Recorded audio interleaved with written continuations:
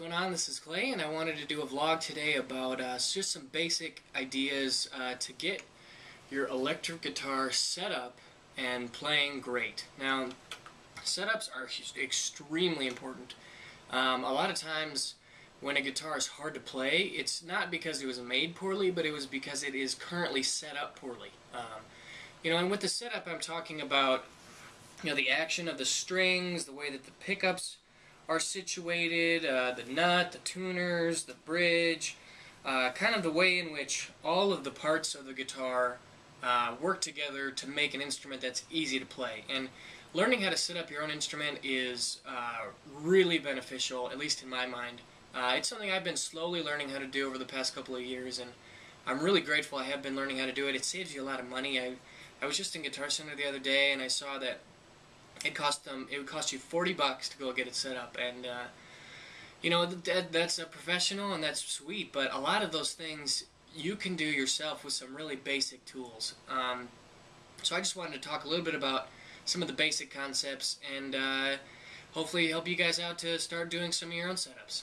Okay, so first of all, you're going to need some Allen wrenches. Now I have this, it's kind of I think I got it at like a hardware store. It's just kind of a basic multi-purpose, multi-size set of Allen wrenches, and this can get a lot of the job done for me. So basically, whenever I put on new strings, I always give it a new setup, and I put new strings on semi-frequently. It kind of depends on whenever I feel like they're getting worn out or how often I'm playing the guitar, but it happens kind of a lot, and also I really like to tweak my setup as I play, because with things like temperature and humidity changes and changing of the seasons, that can affect the way that the guitar is set up, because it's made out of wood. It's going to be affected by some of those external variables. So start with your Allen wrench, and the first thing you're going to need to do is locate your truss rod. Now for mine, I've got a Warmoth neck. My truss rod is right here. Gibson guitars will also, PRS will also be here at the top of the headstock. There might be a cover there that you might have to unscrew. Now, some Fender guitars, you'll actually have to take the neck off. So unscrew these 4 bolts, and then it'll be in the butt of the neck. So if the neck were running through, it'd be right in here. And then with that one, you might need to just use a screwdriver. But any which way, they all work the same. So now that you've located, my truss rod is up here. You take your Allen wrench, you figure out what size. This is a really nice one because it's got multiple sizes. So you need to figure out which size of Allen head will fit inside of the truss rod. And then from there, it's the basic rule is righty-tighty, lefty-loosey. So if I'm coming in from this way, right would be moving this direction, and then left would be moving this direction. So if I want to tighten the truss rod, I'm going to move it this way. And what that will do is, if the neck is currently like this with a slight amount of bow up, tightening will make it go more flat or more even concave against. Whereas loosening will actually make it come more bent, with more relief. Now once you actually have your Allen wrench ready to turn your truss rod and you figured out if you need more relief or less relief, make sure that you're actually being a little bit careful with your turns. Because if you're in, I'm not going to actually do any turning now, but if you're in, even just turning just that far, like a quarter of a turn, can be enough. Because I actually had a neck on my old Strat, that guy over there. And I went to town on the truss rod. I was like tweaking it a ton, and actually I was like pressing really hard into it and turning really hard, and I was doing 2, 3, 4 turns in a row, and I actually ended up breaking that neck, partly because of playing, but also because I'm pretty sure that I was being a little bit too rough with the truss rod. So you want to be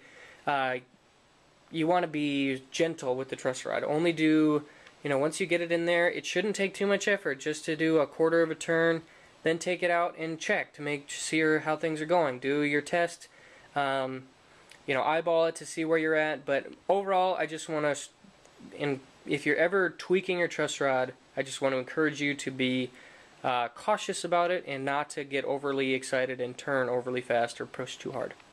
So, and what you're trying to do is you're trying to get, now relief can be a little bit subjective. Everybody could like a little bit of different relief, which is one reason why I'd recommend learning to do your own setups. Now with relief, there are two ways to check it. The first way would be on the low E string. If you press down on the first fret, and somewhere up here, maybe by the 15th or 17th fret, and then if you look, or if you can take an extra finger and kind of press down there in the middle, you should be able to see that the string has a little bit of room to flex downwards before it hits the fret.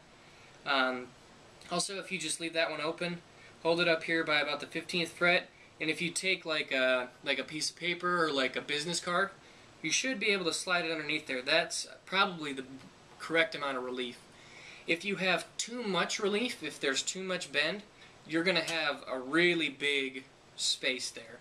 And if there's too little, once you press down, it's going to be touching the fret. That means you have too little. So you want to have just a little bit of wiggle room in there. And like I said, it can be a little bit subjective. Personally, I like my neck to be fairly flat, so I have a little bit of room. I probably could not fit a business card underneath there, but like a piece of paper could fit into that slot fine. The second way to check it is just to eyeball it. Now, what I do is set the guitar down and just look up from the headstock, and I'll use the string as kind of a constant because it's obviously going to be flat. So between the nut and the bridge, it's going to be a flat line, and then you compare that to what you can see on the neck, and check both sides, and then that'll kind of give you a bit of an eyeball. And it kind of in this area, around the 5th to 7th fret, if there is relief, you should see a little bit of that bow. But overall, those are kind of your basic ways to check relief.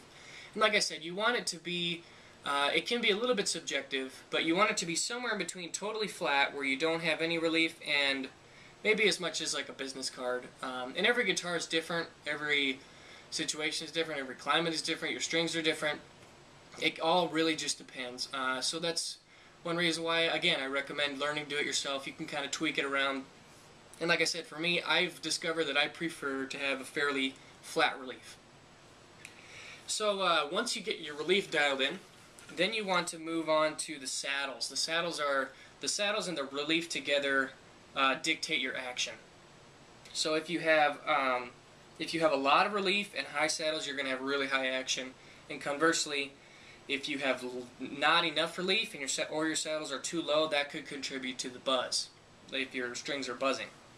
Now, if your strings are buzzing without fretting, that means that your relief is off.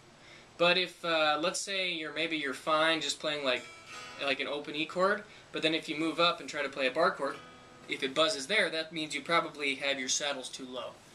Now, with the saddles, my saddles, I have just some brass, old Telecaster style saddles.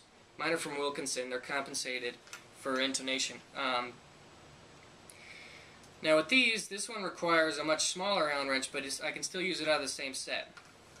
So basically what I do is I just kind of get it into a general bar park where I'm not getting any fret buzz. And I don't like my action super low. I like it kind of medium. And actually I'm kind of specific. I really like when I'm doing a bend that the other strings hit my finger kind of just in the right spot. So when I'm testing action, I will do a lot of bends to make sure that I think they're easy. So I will look for buzzing, and I'll check to make sure that bends feel good. And basically what you want to do is just using this Allen wrench, and again, you'll be able to see it. You just stick it in the little hole and you turn it, and you'll be able to see if it's moving up or down. Now this will change the tuning of the string. If you move it up higher, it'll go sharp, whereas if you go down, it'll go flat. So you're going to need to consistently retune. So it'd be really nice to have your tuner nearby. But basically, I just go through all the strings and get to them kind of to a basic point where I think I've got it how I like it.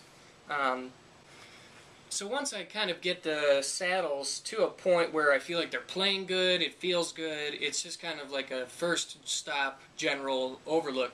Then this book that I got by Dan Erlewine, it's called How to Make Your Electric Guitar Play Great. This is a great read. I learned a lot of information here, but in the back he's got a little tool, a set of tools actually, and this one right here, it has different radiuses. So it'll actually have 10, 9.5, 12, and 7.25. Those are probably going to be your most standard radiuses. This neck is from Warmoth, so it has a compound radius, meaning at the low frets it's at 10-inch, or at 10-inch radius, whereas up higher it slowly transitions to a 16-gauge radius. I like to use the 10 gauge because 16 is going to be more flat, but if it's going to be, not enough at the bottom, that's where I'm going to feel a problem. So I use this, and basically you just want to put this here towards the bridge over the strings, and you want to make sure that the strings are all in line and touching this guide. It gives you a guide for what a 10-inch radius is, and this is the same curve as the fretboard, so you want to slightly tweak it just to make sure that all the strings are nicely touching up against and that there's not a lot of discrepancies. And if you don't have this book, you could probably just Google it, what a 10-inch radius on your computer, and get a printout of kind of that general curve, and you could cut it out if you want, maybe glue it to a piece of cardboard. And there's probably other ways to find a tool like this. Stuart Mac probably has some of this available. But that's just kind of a helpful way to really make sure that the strings are the same gauge as the fretboard, so that you're not having, like your E string is really high, but then your top two strings are really low. You want to make it nice and balanced. So the next thing I'll also look at is your pickups and pickup height. Now, with pickup height, I always do it by ear. I never write anything down. I never take any measurements. I never Google what should the optimal pickup height be for a Telecaster. I always do it by ear. But it can be really important because if your pickups are ever sounding off, or if they're not balancing well, let's say you go to your neck pickup and it's really loud, but then you go to the bridge and it gets quieter, that's an issue with pickup height.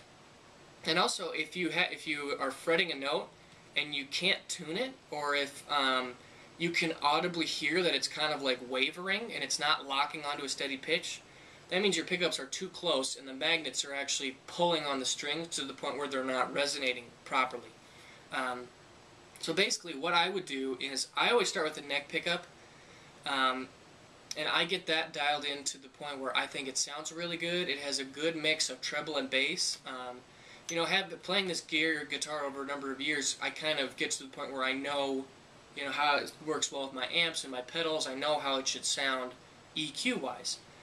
So I set my neck pickup to the point where I think it's going to sound good. It's got the right level of output. It drives the amp like it should. It's familiar, basically. And then I go to the bridge pickup, and the first thing I do is try to balance it. So with this, all you would need is a screwdriver, and basically you just turn these screws. Right will go down, left will go up, and then this one has 3 screws. And basically, once I get the neck pickup set, I move to the bridge pickup. I'm just looking to try to balance them so that your output is the same. So if you're on the neck pickup, you play a riff, and you go to the bridge pickup, you play a riff. You want the output to be the same. You want the distortion level to be the same. And actually, you might even want the bridge pickup to be slightly louder. I kind of like it to be a little bit louder. But also, be aware that moving it up and down will not only change the output, but it also change the treble. The closer you are to the strings, the more treble will be present, whereas if you go further back, it'll be darker. So low is going to be low output and dark, whereas close to the strings is going to be high output and bright. So you kind of want to find a good balance of both in there. And that's also why it's important when you're choosing pickups to get pickups that you might want the bridge to be maybe like 5 or 10% hotter, just so that they'll balance really well. And the reason for that is because near the neck pickup, the strings have a really wide, like when you strike the string and it vibrates, it has a really wide vibration arc. Whereas near the bridge, because you're close to this point of contact, it doesn't have as much room. So the string here is not generating as much resonation as it is up here. So that's why you want a little. Lastly, I want to talk about tuning. Now with your nut and your tuners, both of those together combine to create your tuning stability. And if you're having a hard time getting your guitar in tune, first I would check the nut, because the nut is going to be your primary point that's going to make it hard to turn. Like some symptoms of a really poorly cut nut. Let's say if your tuner's on, you're turning the peg, but it doesn't move consistently. You know, like if you start way down at a D and you go up to an E, if you turn the knob, the tuning peg, and it kind of like skips or jumps, or even if you hear like a little creak, that means the string is actually getting caught in the nut itself, and it's binding, and it's actually like it's getting stuck momentarily. And you want it to be a nice and smooth surface. You don't want any friction. You don't want a lot of binding and cramping going on. You want it to be able to move freely when you turn the peg. And so you want to make sure that it's nice, it's cut well, it's got good balance. And if you're not handy with cutting a nut, bring it to a guitar tech. I know that I cut the nut on this guitar, but on my Strat I brought it to a tech in Minneapolis. I think it costs less than $10 for him to cut a nut. Don't quote me on that, but it's a pretty painless process. A bone nut is less than $4 or $5, and the labor is pretty cheap also. So take it to a tech, get a new nut installed if you're having tuning problems. That's the first place I would look. And then secondly, your tuners themselves, they're not going to have as big of an impact as the nut on tuning stability, in my opinion, because the tuners just hold the strings, but actually keeping them in tune is a function of these points of contact. But that said, if you find that when you turn the knob, it doesn't move consistently, or you have a hard time dialing it into a fine tune, so like if you're a little bit sharp and a little bit flat and you have a hard time finding that perfect middle, you might want to get some really nice high quality tuners. And a little quick word about locking tuners. Locking tuners can be helpful if you've got a tremolo, but also that you're probably going to want to make sure you get some lubrication into your nut, like nut sauce, or even like something like Carmex or Blistex could do the job. Graphite from a pencil. But with locking tuners, the biggest thing that I found that they help with is making your string changes really fast, because you don't have to turn the pegs a whole bunch. Usually you just stick it in there, crimp it off, and tune it up, and you're fine. So if you need to make really fast string changes, I would recommend locking tuners. But if not, I don't really see any reason other than that. There are ways to get around with standard tuners to make them more stable. Now, I really like to use these vintage style Fender tuners, the ones with they've got the little notch, and then there's actually a hole going into the tuning machine itself. So what you do is you get the string to your right length, you cut it, and then you stick it in the notch, and then you turn it around. I really like that. It's a pretty stable way of doing it. If you've got regular standard tuners, so this is my acoustic, and it has standard tuners with the hole in the middle, so these would be just like Gibson style. And one thing I would recommend about these types of tuners is, because I'm a big fan of using this method where once you stick the string in and you start tuning it, your first time around, you actually go over top. So I don't know if you can actually see this. We're going to get a nice close-up. So if you can see there's actually one round over top of the string, and then the other two are underneath. So basically what that does is it will actually pinch the string in a very similar mechanism to a locking tuner. So it pinches the string, and the tighter you turn, the tighter it pinches. So it almost creates a lock in and of itself. So then, you're almost able to get the effect of locking tuners without actually getting them to lock. But basically, make sure you get your nut cut properly. That could be something to bring to a tech if you don't have nut files. But also, if you're having trouble getting in tune, or if your tuner's just seem really cheap and not very high quality, upgrade those, but also learn some effective ways to tune it themselves. So all those things together can really help your tuning stability. Alrighty, so the last thing I wanted to mention is setting up your intonation. Now this can really affect, it's kind of linked to your tuning ability. Basically your intonation, your goal with intonation is that, you know, you want, if you get in your open low E string in tune here at the 0th fret, you also want it to be in tune here at the 12th fret and the 15th fret and beyond. So you want it to be in tune all the way across. And so the basic method for doing that is you're going to want to plug your guitar into your tuner, and then and you're going to want a pretty good quality tuner, something that's pretty precise. And so what you do is tune the open E string as you would, and then play a harmonic. And just because the harmonic will always be in tune, and then actually fret it on the 12th fret, and then go back and forth. Hit the harmonic, and then fret the 12th, and you're going to want to make sure that those are the same. You want the harmonic to be the same tune as when you actually fret the note. And the way to adjust that is down here at the bottom. Now I have 3 compensated Telecaster saddles. If you have a modern Fender, it's going to have 6 saddles, or like a Gibson Tone Pros bridge, that'll also have 6. But basically they're all the same. Is you take a screwdriver, and with this screw, when you turn it, you're either going to be pulling the saddle up or back.